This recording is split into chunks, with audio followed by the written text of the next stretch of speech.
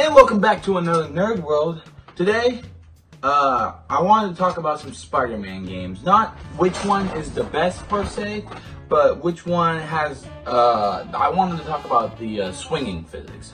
It's going to be a little bit of a weird video, and I don't know, I feel like this is an interesting topic that I should talk about. So, first of all these games are good in their own right, and these are just happens to one I own. Like, for example, I'm not going to be talking about Spider-Man on Genesis, because I'm sure he swings in that game, but this is not what I'm going to be talking about. I'm going to talk about like the 3D swinging games. I feel, except for Edge of Time, that one he doesn't really swing around much in it. He swings around the terrain, but not like open world. But it still counts.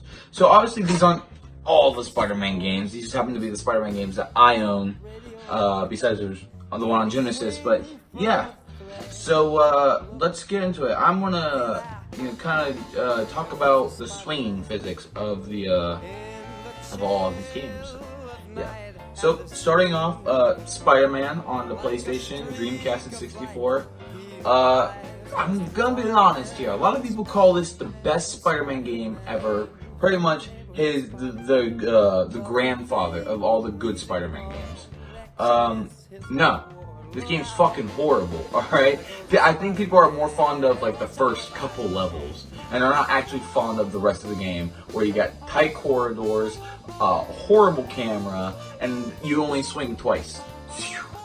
And that's it. He just fucking drops off, and he falls, so you can never really get anywhere. Is it good for a first 3D Spider-Man game? Of course, it's perfectly fine for what it is. I think it's actually a really decent game, but I don't think it's the best Spider-Man game, okay? The same for the sequel, Spider-Man 2, Inter Electro came out after that. It's the same thing, except he's a little bit more defined in that game, just graphical-wise.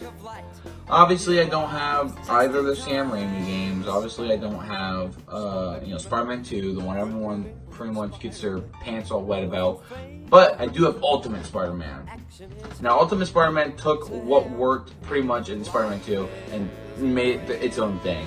The swinging is a little hard, I'd say, to get used to. It's not like, you can warm up to it. No, these motherfuckers are strict with where you... I don't know if they do the web cartridge thing. I don't know if they carry that over. I forget, honestly. It's been a while since I played Ultimate. But I do not know why. I don't think the swinging is fully good at all in this game.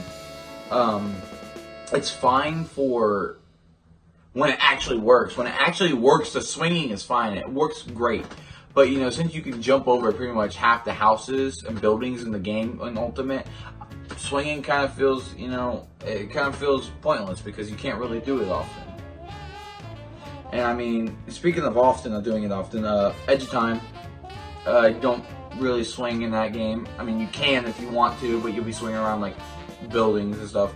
It's mainly just a Spider-Man fighting game, pretty much. You go around, you fight enemies, you collect trinkets, stuff like that. You can swing in it. It is a feature you can do in it. There's like some outside parts to where you can swing around just a little bit. There's some hint of Spider-Man in there, but it's not like, I don't know, it's not really in the game that much. I don't know. But with those three aside, The Amazing Spider-Man, probably the best Spider-Man game to come out to date for when this was released. They nailed it. They nailed the swinging. It's great. The swinging in Spider-Man on The Amazing Spider-Man is pretty damn good. You get this big playground of a city, and you can just swing around to your heart content, or you can do like missions or whatever. But you could swing around, collect comic book pages that are just flying in the wind for some fucking reason, and it's great.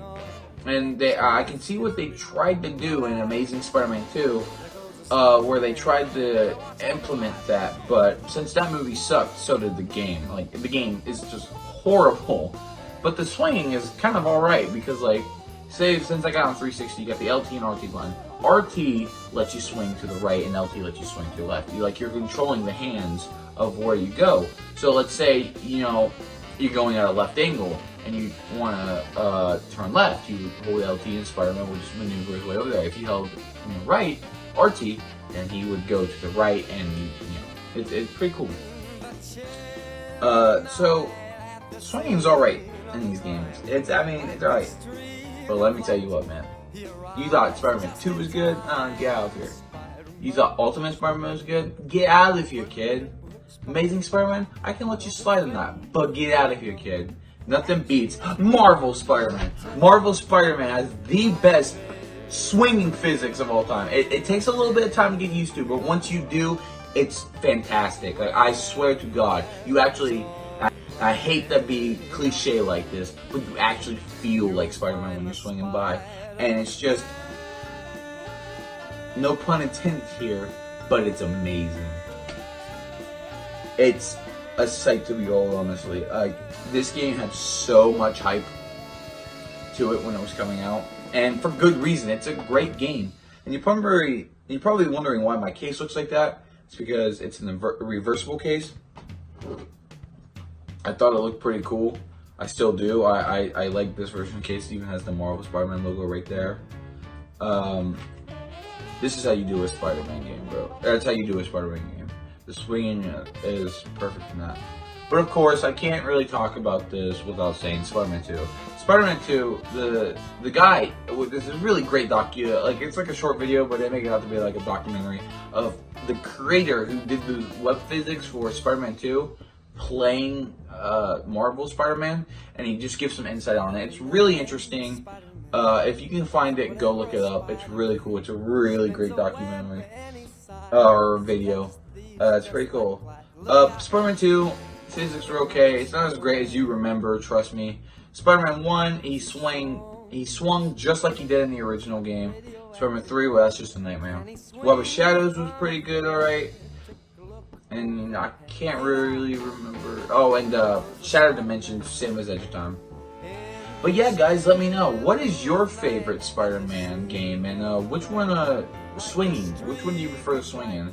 A lot of you are going to say probably Marvel Spider-Man. Who can blame you? That game's amazing. It's a masterpiece. 10 out of 10. And the way they keep adding suits to the game is just amazing. Incredible. So yeah, let me know in the comments below, guys, on what your favorite web slinging part of the game is. And yeah, I'll see you next time.